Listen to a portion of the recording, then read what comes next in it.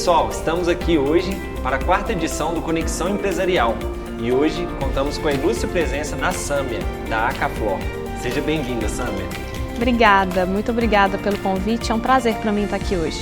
A gente que agradece por poder aprender mais com você aqui. Obrigada. Você pode começar falando um pouquinho sobre você?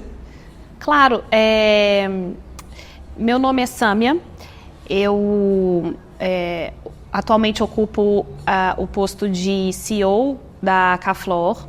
A Acaflor é um fabricante de pisos de madeira maciça, localizada aqui em São João del Rei. Eu sou mãe de 2 filhos, casada e sou cofundadora da Acaflor juntamente com meu irmão e meu pai. E atualmente eu ocupo essa cadeira e lidero alguns colaboradores da nossa área. Sâmia, quando você me fala que você é cofundadora, eu penso o seguinte: quantos anos a Acaflor tem? A Acaflor tem 14 anos. A Acaflor foi fundada em 2010. E aí fundamos a Acaflor, eu, meu pai e meu irmão. Na verdade, a história da Acaflor, ela é uma extensão, ela é uma continuidade da história de vida do meu pai e da história profissional do meu pai. Em 2008, na verdade, meu pai trabalha com revestimentos, importação, exportação de produtos de área de arquitetura e decoração desde a vida inteira, assim. Desde quando eu era criança, meu pai trazia para o Brasil, ele trazia para São João del Rei, inclusive juntamente com os irmãos dele, painéis de parede, papel de parede. Na época eram painéis, não sei se vocês vão lembrar, não sei, porque eu acho que você é mais novo que eu, então não sei se você vai lembrar, mas existia antigamente painéis gigantes que a gente colocava atrás das mesas de escritório, de cachoeira, tinha Ferrari e tal. E aí esses painéis, meu pai e meus tios traziam e importavam esses painéis de parede, eram painéis decorativos. E trabalharam com isso durante muitos anos, na minha infância. Depois disso, eles começaram a importar pisos laminados, trabalharam com uma série de coisas, depois papel de parede, e aí foi mudando, os negócios foram mudando, o mercado foi mudando e eles foram se adaptando. Até que em 2008, meu pai estava exportando toras de eucalipto para a China.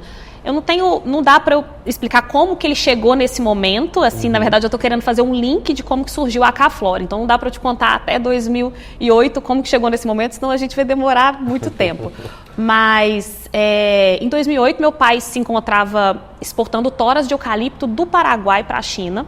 Uma dessas oportunidades de negócios, assim, como viajava muito e tal, viu a oportunidade, a necessidade que a China tinha de madeira bruta. E ele estava comprando madeiras em florestas no Paraguai e exportando essas toras brutas de eucalipto para a China. Em 2008 existiu aquela crise internacional gigantesca, a grande crise internacional, né? Desde a Grande Depressão foi considerada a maior crise internacional econômica. E aí, com aquela crise internacional, meu pai ficou com muita tora de eucalipto parado, o negócio foi interrompido, pausado, porque não tinha, realmente o mercado mundial parou, né? As exportações e importações pararam. Meu pai tinha muita tora de eucalipto e falou: o que eu vou fazer com isso tudo? Né? O que eu vou fazer? Ele não tinha maquinário para beneficiar o produto, ele não tinha know-how, expertise para aproveitar aquele produto, mas tinha muita madeira. Então, assim, tinha que ser algum negócio voltado para isso. Nesse momento, em 2008 até 2010, eu já tinha me formado, o Conrado também, nós dois morávamos em Belo Horizonte. Eu tinha na faixa de uns 20 e poucos anos, 25 anos, sei lá, por aí. E aí eu era servidora pública, tinha acabado de me formar, era servidora pública, o Conrado também estava trabalhando, acho que na CEMIG na época. E aí meu pai entrou em contato com a gente, falou assim: olha, vocês têm que me ajudar, vamos montar uma empresa em São João del Rei para fazer alguma coisa com essas madeiras, eu tenho muita madeira. E a gente falou: tá, mas como, né?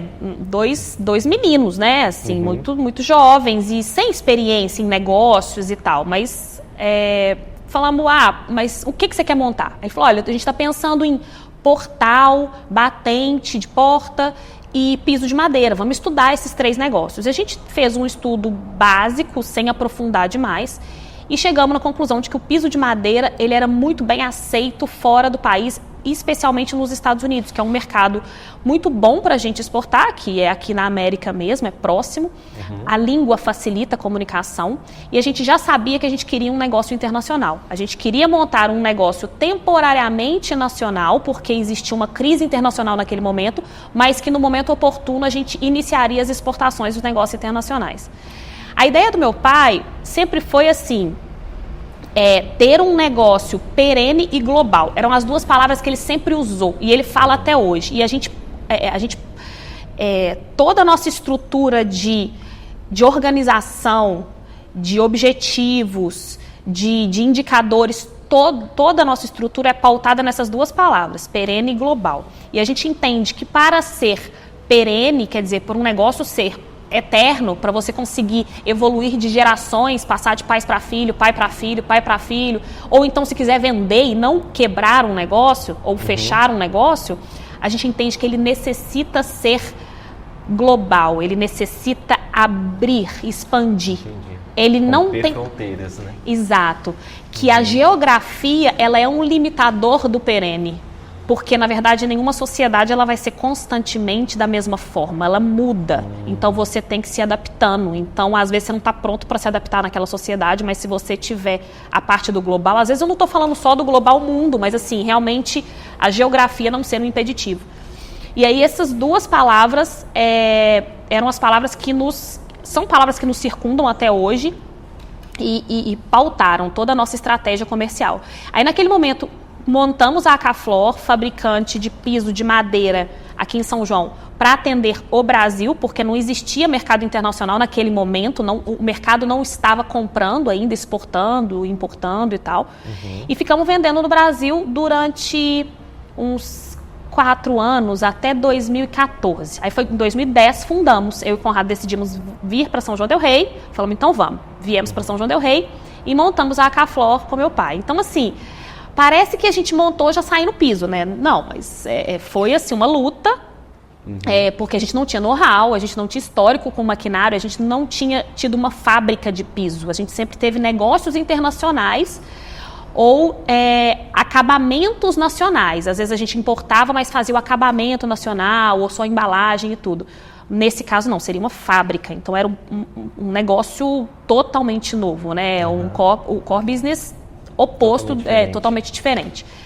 Mas decidimos fazer e, assim, vontade a gente sempre teve e começamos pequeno, começamos com um maquinário pequeno, produzindo muita coisa na mão mesmo, com máquinas muito artesanais e aí fomos indo, começamos a vender em São João para muitos amigos próximos que acreditaram no projeto e começou dessa forma.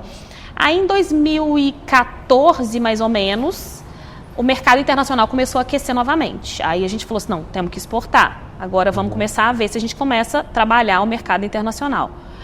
E aí, foi aí que a gente falou, tá, mas e aí como? Né? E aí, enfim, e aí vai, né? Mas se eu for continuar, eu vou contar a história inteira. Se eu vou continuar... Vai ser um prazer. Se eu for continuar, eu vou cronológico até 2024. Assim... Uma coisa interessante que você falou duas palavras, perene e global. E o quanto a gente escuta isso hoje com sinônimos, né? Escala e recorrência. Ah, tá. No digital, né? Que o pessoal verdade. tem trabalhado. Vamos falar escala e recorrência. É isso aí. E a gente entra numa maneira de pensar interessante, né? O quanto que as coisas dão certo aqui perto da gente, né? Exatamente. Não é porque mudou a palavra, não é porque está lá na internet que vai dar certo só lá. Exatamente. E essa experiência que você já traz para a gente aqui. A gente escuta a escala e recorrência hoje em dia e a gente acha que é uma coisa muito inovadora, mas na verdade vocês já estão falando isso desde 2010. Pois é, a gente entendia essas palavras porque várias experiências que meu pai já havia vivenciado de negócios acabarem porque dependia de um só mercado. Ele trouxe isso para essa última empresa dele, que a gente fala que é a última, e é a última porque a gente quer que seja global e perene. Então, a gente quer que seja a última, né? Então, ele trouxe para a Acaflor essa bagagem e nos ensinou. E é isso. Acho que para escalar uma empresa, você tem que ter recorrência. E você tem que abrir horizontes. E você não vai conseguir ter recorrência em uma área muito pequena se você não expandir um pouquinho sua área. Estamos falando, exemplo, comércio de São João del Rei, né, que a gente está aqui, inclusive, para falar para a comunicação com essas pessoas, né?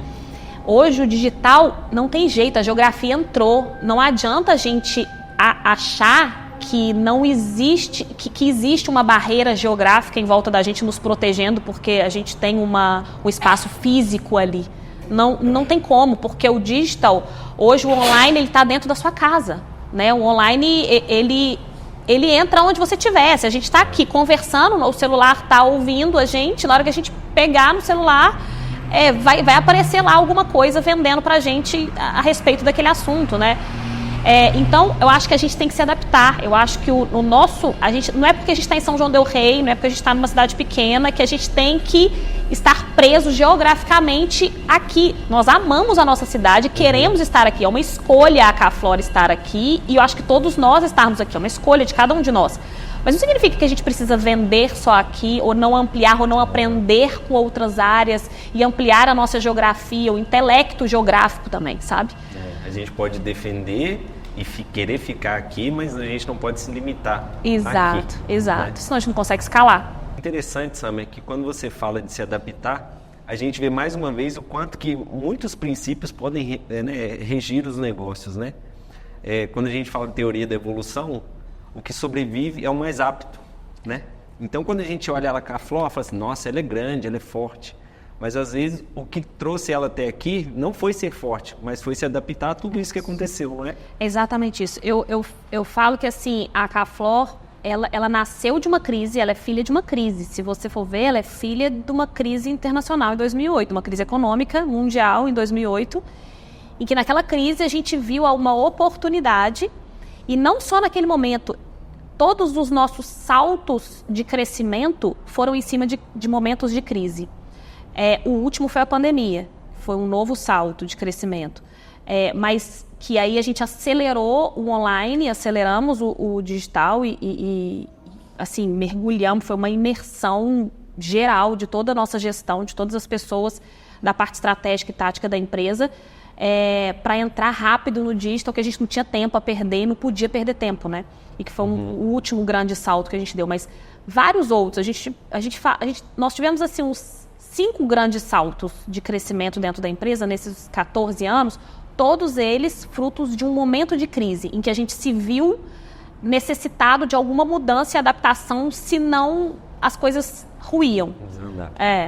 Entendi. Exatamente. Então é isso, eu acho que ser adaptável, por isso que não adianta, você não impõe ao mercado, eu vou vender, eu vou me especializar em vender blusa de malha lisa e branca, para sempre. Não adianta para sempre, não é você que vai escolher. Infelizmente, o ideal seria um sonho se fosse, né? Mas infelizmente, se você quer ter um negócio, você vai ter que se adaptar. Às vezes você vai montar naquele momento, que naquele momento fez sentido para aquela sociedade de consumo absorver aquele seu produto. Mas você tem que estar atento o tempo inteiro, porque em algum momento vai acontecer um desvio, uma mudança social que vai alterar um comportamento de consumo daquela pessoa, daquelas pessoas envolvidas, e você vai ter que estar pronto para se adaptar e não atrasado. Nossa, que pena, nossa, minhas vendas caíram. Não, na verdade, você que não enxergou no momento certo lá atrás, as coisas já estavam mudando e você não acompanhou. Então, assim, não adianta, o mundo é isso, nós pessoas, a gente muda, e cada geração pensa, até comportamento de consumo mesmo. A minha geração, faixa etária de 40 anos, consome de uma forma. A geração de 20 anos consome 100% online. Um exemplo disso é assim, agora eu estou consumindo 100% online, algumas coisas, nem todas. Mas eu iniciava, às vezes, a minha jornada online, mas eu nunca finalizava a minha jornada online. Exemplo, eu quero comprar uma blusa, sei lá, um tênis. Aí eu pesquisava e tal. Não, mas esse, gostei desse. Iniciava a jornada ali online. Mas na hora de bater o martelo mesmo, eu falava assim, não. Aí eu ia lá na loja e comprava. Então, eu ia apurando e amadurecendo a ideia e finalizava lá. Já essa geração mais recente de consumo, vou falar da geração de 20 anos, porque é que agora já está conseguindo consumir, porque antes disso não adianta, né? 10 anos, 15 anos não consome ainda. Então, essa geração de 20 anos, não, eles já têm um comportamento de uma jornada 100% online, inclusive para bens de consumo de alto valor, inclusive para carros. Tem pessoas que estão comprando carros aí sem ver o carro, 100% online. Então, esses comportamentos, esse é um exemplo de comportamento de consumo de mudança e que a gente, como empresário, empreendedor, tem que se adaptar, senão a gente fica para trás. E nessa história de tanta mudança, né, acaba que surgem muitas oportunidades, né? Mas, ao mesmo tempo, às vezes, a gente tem alguns riscos, porque já que o mercado muda tanto, eu corro o risco de ficar mudando demais a minha empresa e não ter objetivo. Eu queria que você falasse um pouco para a gente da importância de nós termos objetivos na nossa empresa e principalmente encaixando isso no pequeno empresário, até que um dia ele fique grande, assim como a Caflor. Legal. Eu acho assim, quando a gente faz a fundação de uma empresa, né, quando a empresa é de pequeno porte, uma empresa de Simples Nacional, geralmente a gente consegue estar em todas as áreas da empresa, né? Então, assim, você consegue fazer a venda, você consegue estar no caixa, você consegue entregar, você consegue estocar, você compra estoque, organiza estoque, limpa a loja, né? Você consegue estar em todas as áreas. E aí, aquela automatização das suas tarefas faz com que você entre num looping que você não para, às vezes, para olhar e falar assim, peraí, o que eu quero com esse negócio? Porque é um negócio. É um negócio, você tem que pensar o que eu quero com esse negócio. Quando a gente decide abrir um negócio, pelo menos no nosso caso, a gente abre um negócio, obviamente, porque a gente é apaixonado por empreender. Acho que todo empresário, todo mundo que está aqui provavelmente assistindo a gente é apaixonado por empreender e gosta desse friozinho na barriga e dessa adrenalina. Gosta disso, porque senão a gente não estaria aqui definitivamente, né? Mas a gente abre um negócio para ser um sustento de uma família, ou para ganhar dinheiro, ou então não, só para pagar nossas contas e tudo bem. Cada um tem um objetivo com aquele negócio, mas o negócio, ele por si só tem um objetivo de lucratividade, né? O negócio, ele tem que ser lucrativo. Então, quando a gente está no automático ali do dia a dia, sem traçar qualquer objetivo para aquele negócio, a gente às vezes fica ali 3, 4, 5 anos até que o próprio negócio acaba. Ele vai minguando, né? Minguando. E ele acaba, porque você mesmo não traçou o objetivo. Na verdade, a gente que não quis enxergar. Então, o que você falou é muito legal, de ter objetivo, porque assim, hoje a Caflor, a gente tem um porte de média empresa. Ainda não somos considerados uma empresa de grande porte. Nós temos 90 colaboradores diretos, mais uns 100 indiretos, mas é uma empresa de médio porte. E a gente tem os nossos objetivos claros e muito definidos. Nós temos 3 macro-objetivos, e esses objetivos a gente muda a cada ano. Anualmente a gente muda esses objetivos.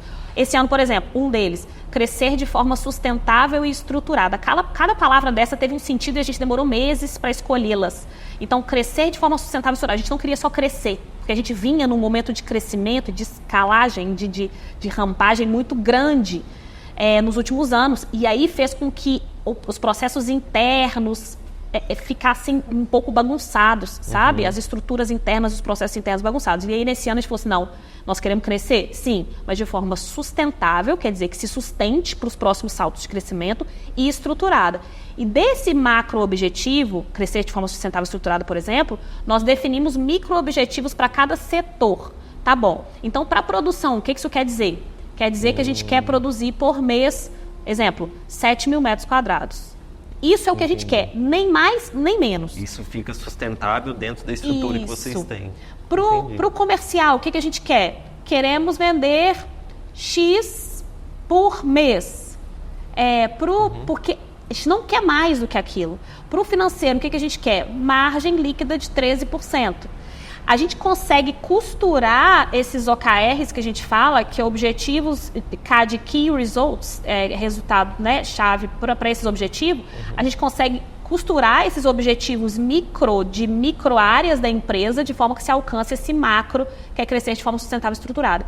Porque nos anos anteriores, que a gente não definiu isso, a gente vendeu tanto que bagunçou um monte de outra área, um monte de outras áreas, porque é uma engrenagem, né? É uma engrenagem. Se a gente agarra num lado, aí beleza, você arrumou aquele cantinho da engrenagem ali, às vezes agarra em outro, e se você enche demais, como se fosse uma mangueira de água, você enche demais de água, ela não aguenta, né? Ela não vai dar vazão.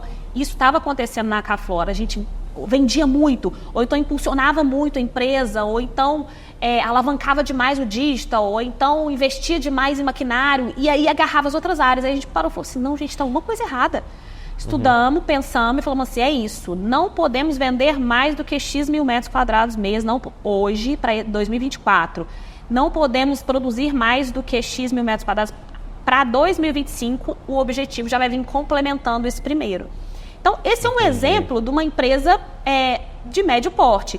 Mas como que a gente traduz isso para uma empresa pequena, né? Ou de pequeno porte, pequena e média empresa? Ter um objetivo. Não precisa... O único objetivo, ele vai alcançar, porque não vai precisar de você desenhar os micro-objetivos. Vamos supor, uma loja de roupa. Eu quero alcançar uma margem de lucro líquido médio de, sei lá, 15%. É um objetivo.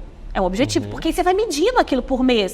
Você vai medindo e falando assim, você vai percebendo que, olha, a marca tal está jogando minha margem para baixo, então não quero trabalhar com essa marca. Não vale a pena. Não vale a pena. Olha, essa marca aqui é legal, essa daqui está levando minha margem para cima. Esse pode ser um objetivo. Porque se você não coloca isso, você trabalha com aquela marca ali, você nem sabe por quê. Gente, não, mas essa marca é muito importante para mim. Mas por quê?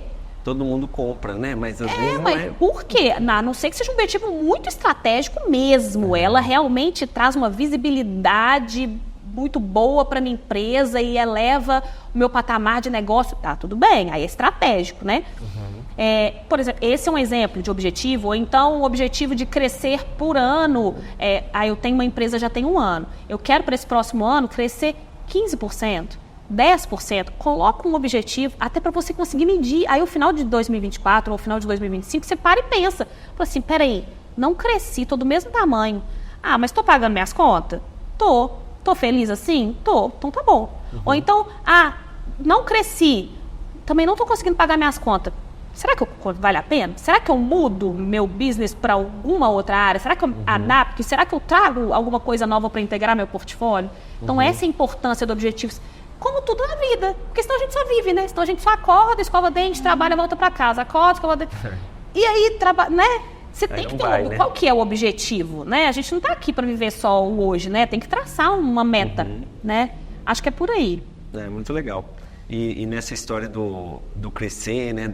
Eu quero uma empresa melhor, quero acompanhar, é muito interessante porque, até fisicamente explicando, a tendência das coisas é que elas se expandam. Né? Então, assim, se tudo está se expandindo, tudo está crescendo, o mercado está crescendo, minha empresa está ficando no mesmo tamanho, proporcionalmente eu posso estar até falando que ela está diminuindo. Colhendo, né? E aí, quando a gente, às vezes, consegue colocar, né, esses objetivos e pensar sobre eles, que acaba direcionando, né, para tomar essas decisões que são tão importantes nesse processo todo. É essa palavra, direcionar. Nos direciona, porque senão a gente fica perdido, a gente só vai lá e fica matando um leão a cada dia, né? Que é o que a gente faz diariamente. Mas aí você fica matando um leão a cada dia sem saber nem o porquê que você está fazendo aquilo, né? A gente costuma falar em projetos de consultoria o seguinte, você tem problemas na sua empresa? Tem. Eles são os mesmos do ano passado? São. Então isso é um problema. É, verdade. Agora, se o problema desse ano está totalmente diferente do ano passado, então, beleza, você está num caminho bom. Isso. A sua empresa vai amadurecendo e vai buscando novos desafios mesmo, né? Exatamente. É isso mesmo. E falando em desafios, eu queria que você falasse um pouquinho para a gente sobre esse contexto de uma empresa familiar, né? A empresa nasceu, né, com você, o Conrado e o pai de vocês, que é o Eone. O Eone, né? Quais os desafios de um negócio familiar e quais dicas você pode dar para o empresário que vive nesse contexto para também fazer o negócio prosperar? É um desafio, acho que assim, é igual você falou, realmente empresa familiar é um desafio porque é muita intimidade, né? E envolve família, né? Envolve pessoas que você ama intimidade demais e um negócio que tem que lucrar. Então, é amor e dinheiro. Então, imagina, né? Uma bomba explosiva, né? São as duas coisas mais poderosas, né, do mundo, de fato. Que mais influenciam, às vezes, né? Podemos falar assim. Exatamente. Então, sem dúvida, é um desafio, mas já foi muito mais do que hoje. Quando a empresa nasceu, a gente não conseguia delimitar os espaços de atuação, as áreas de atuação de cada um de nós três. Era mais complexo, era mais difícil até pelo porte da empresa. Então, quando a gente funda uma empresa em que a gente tem mais... A gente tem um colaborador nosso que trabalha com a gente, já trabalhou nas outras empresas do meu pai, então trabalha na família, tem 38 anos. Nossa. Ele me viu bebê. Ele é mais antigo do que a empresa. Ele é mais antigo que a empresa, exatamente. E aí ele falava assim, gente, nós temos muito cacique para pouco índio. Porque realmente tinha, tipo assim, eu, meu pai e o Conrado, e ele mais 2, 3 colaboradores. Então, assim, era muito cacique para pouco índio, sabe? Então, por isso que é difícil delimitar a área de atuação quando a empresa é menor, sem dúvida. Então, eu acho que o que foi importante naquele momento? Muito diálogo, resolver, eleger quem vai ser a última voz. Tem que ter essa conversa. Tem certas conversas que tem que ter. Nem que você tenha, que você fique numa sala, batendo boca e discutindo, até essa pessoa ser eleita. Enquanto vocês não definirem certos pontos, não pode sair dali, porque senão você vai ficar brigando ao longo de anos. Então, acho que é preferível você ter um momento de tensão ali para discutir certos pontos. Por exemplo, quando for assunto tal, quem que vai ser a última voz? Quando for sobre tal coisa, quem vai ser a última voz? Senta e conversa ao invés de varrer para debaixo do tapete isso, porque é essa falta de clareza de quem que é o poder de tomada de decisão sobre determinados assuntos que faz com que haja problema e discussões, né? É essa falta de clareza das áreas de atuação, né? Eu falo por experiência lá no passado. Meu pai às vezes fazia alguma coisa, eu entrava e falava assim, mas por que você fez isso? Mas por que você vendeu nesse preço? Mas eu te falei que não era... Então, isso é muito comum, né? Quando a gente está numa empresa menor. À medida que a empresa começa a crescer, fica mais fácil, porque naturalmente necessita que nós ocupemos espaços distintos para dar conta, né? Então, naturalmente, e aí a gente vai indo meio que no feeling, assim. O meu pai tem muita habilidade com o comércio, por exemplo, então ele vai para a área comercial. Na época foi assim. Aí depois o Conrado tinha muita mais habilidade com a produção, se identificava com a produção, ele foi um pouquinho mais para a área da produção. Foi natural. E eu ficava mais no back-office, administrativo, financeiro, essa parte, DP. Então, a gente meio que se dividiu na época dessa forma. Hoje já é diferente. Aí a empresa já se tornou uma empresa maior. Hoje a gente tem bons gestores que ocupam cargos de tomada de decisão muito mais do que a gente. Eu falo que hoje eu praticamente não tomo decisões táticas, eu tomo decisões estratégicas. Qual que é a diferença? Assim, uma decisão tática seria uma decisão... se vai comprar o caminhão Y ou X, se a gente vai mudar o tipo de caixa ou embala na caixa parda ou na caixa branca, ou esse tipo de decisão tática. São decisões importantes, mas não são decisões estratégicas que mudariam o rumo do negócio. Então, hoje eu tomo decisões estratégicas, eu basicamente não tomo decisão tática nenhuma, acho que nenhuma mais. Às vezes, meus gestores me consultam por alguma às vezes, necessidade de trocar uma ideia. Sam, eu estou pensando nisso, aconteceu isso, eu pensei em fazer isso. O que você acha? Eu falei assim, eu acho que por aí dá. Então, e aí, por que hoje eu ocupo mais esse papel? Eu tomo mais essas decisões estratégicas? Porque hoje eu ocupo um posto de CEO da empresa. Que a gente fez isso também tem 1 ano. Um dos nossos objetivos, a gente falou do crescer de forma sustentável e estruturada, que é um deles. O outro é estabelecer a governança da empresa esse ano. Então, a gente está no momento de estabelecimento de governança, estruturação de processo e governança da empresa. E para estabelecer governança, a gente começa com a divisão de funções da alta liderança, que é eu, meu pai e Conrado, né? Então a gente começou com esse dever de casa e ficamos muito tempo. Nós começamos, acho que em agosto do ano passado, fomos terminar em janeiro desse ano, para ir entendendo quais as entregas, porque tem que casar com a pessoa, tem que fazer sentido até para a pessoa. Por exemplo, tá bom, Conrado, a gente precisa que você atue na área comercial, exemplo. Tá, mas eu não gosto, não me identifico. E aí? Não é meu perfil? Não é meu perfil. E aí? Então, realmente, vamos ter que desenhar aqui. Então tá, então aqui a gente precisa de um gestor. Então aqui a gente precisa de um gestor e aqui você tá.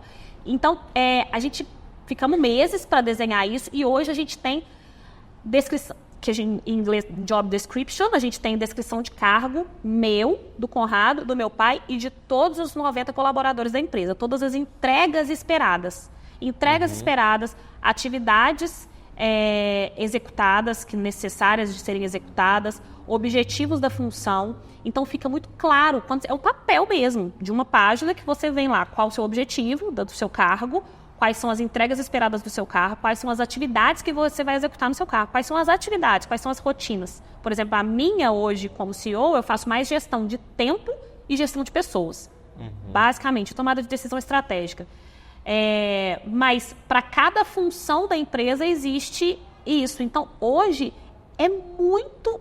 Vou te falar que já tem muito tempo que eu, meu pai ou meu irmão não discutimos no sentido de conversar sobre. Não discutimos mais sobre um ocupar o espaço do outro. Porque está muito claro por causa da descrição de cargos. Então, eu aconselho empresas pequenas mesmo que seja uma empresa pequena, faz uma descrição de cargos, não precisa ser, sabe, às vezes não vai ser num papel gigante e tal, mas que fique claro, entra para uma sala de reunião com seu pai, com sua irmã, com sua mãe e tal, e fala, o que é função sua? É isso aqui, escreve. E sua? É isso aqui. Tá, e sua? Não, eu também quero isso, eu também quero isso. Não, então como é que nós vamos resolver? Quem quer isso? Então você fica 6 meses, eu fico 6 meses? Coloca no papel, o combinado não sai caro, resolve, né? E eu acho que minimiza muita discussão, o estresse. E afeta diretamente o resultado da empresa, né? Diretamente. E os colaboradores? Os colaboradores ficam perdidos muitas vezes quando tem 2 pessoas atuando em uma mesma área. Né? Quem que eu escuto, né? Quem que eu escuto? Para quem eu converso? Com quem que... Né? É complicado. E eu ia até te perguntar sobre isso também. Você deve ter lá, né, dentro do seu organograma, vários líderes. Temos. Né? O quanto que você acha que isso influencia para que um líder... atue de maneira mais estratégica e mais eficiente. Influencia no sentido da organização estruturada? No caso dele, saber as funções de cada um, saber as funções dele. Não, total. E assim, vou te falar que hoje eu estou conversando sobre isso porque a gente implantou isso na Cafor tem muito pouco tempo. Tem muito pouco tempo, não tem tanto tempo. Nossa, mas então é porque a Cafor é uma empresa grande, já tem muitos anos. Não, eu aprendi também tem pouquíssimo tempo a fazer isso. E entender a necessidade de mostrar para as pessoas as entregas esperadas. Porque muitas vezes a gente tem um colaborador que às vezes entrou, saiu, a gente falou assim, ele era ruim, ou então ele fala da empresa, nossa, empresa ruim de trabalhar. E o que faltou foi clareza na definição das funções, clareza na comunicação daquelas funções e daquelas entregas esperadas dele, né? Então, isso facilita muito as lideranças saberem quais são as entregas delas, né? Quem são, a quem elas se subordinam no sentido de entregas, né? Eu vou entregar para quem? Quem que é o meu líder? Eu vou entregar isso daqui para quem? Eu tenho que entregar reporte diário para quem? Eu tenho que entregar... Eu vou ter avaliação de desempenho, receber feedback de quem? Tem que estar tudo muito bem definido. Isso norteia. Só dessa forma que você consegue crescer uma empresa, manter a cultura da empresa e manter o objetivo de todo mundo até na base. Porque senão você imagina, a empresa crescendo, como é que você vai conseguir comunicar até lá embaixo, da base da pirâmide da empresa mesmo, se você não tiver essa estrutura muito bem definida? E entra dentro de um tema que é muito debatido aqui, né? Que é a questão da rotatividade, né? Então, assim, realmente acontece a rotatividade, né? A gente está num momento de muitas possibilidades, né? Então, isso acaba afetando. Mas outra coisa que influencia muito é ver sentido no que você está fazendo, né? Ver propósito no que aquela empresa faz. É isso aí.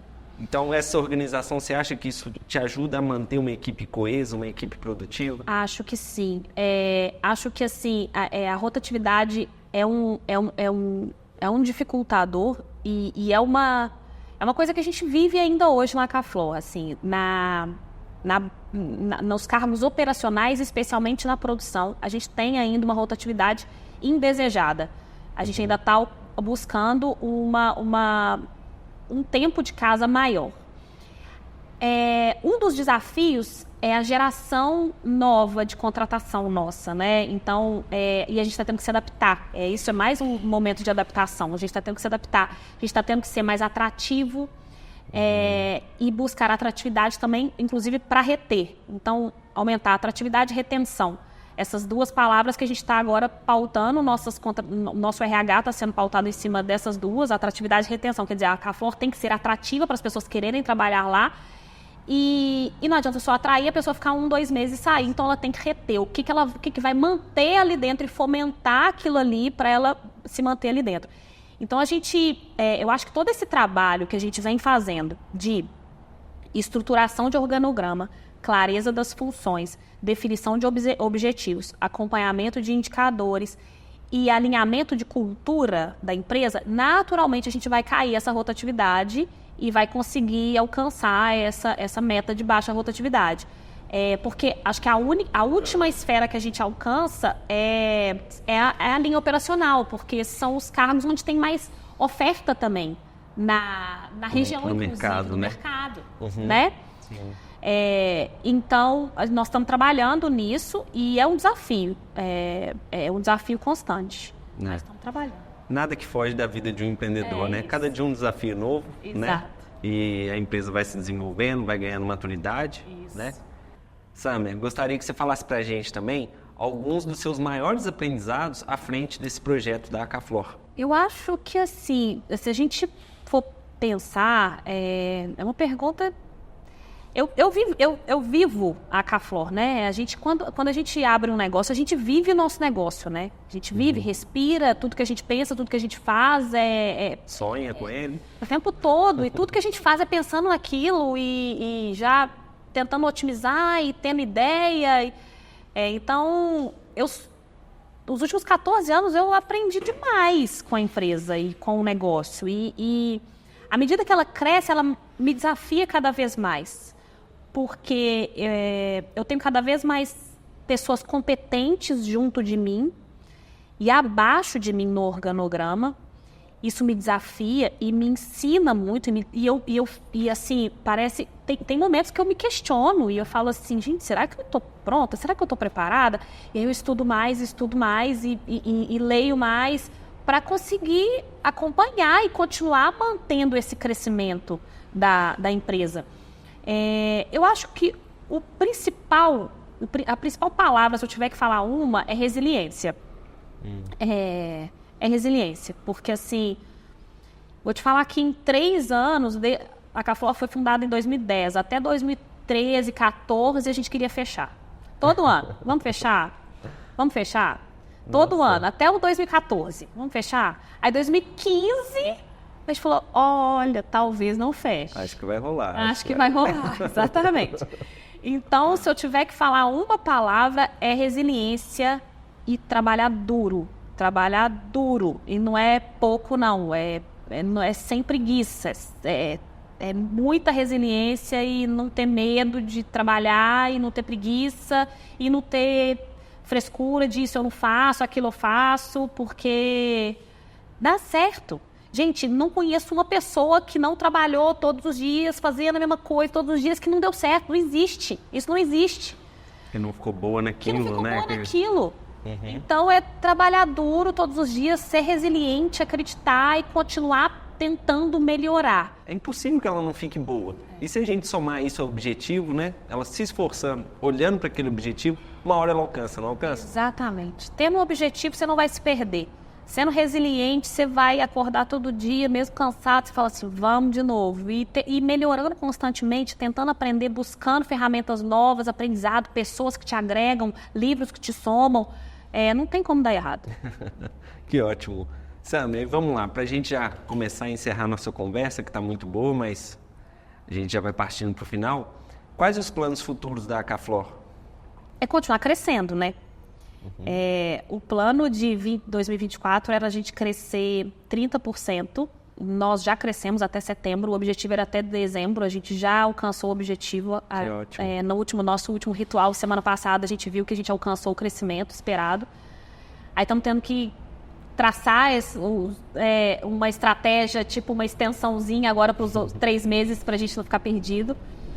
E o crescimento para 25, a gente iniciou o trabalho de desenvolvimento do orçamento de 2025 agora, provavelmente é manter esse crescimento de 30%.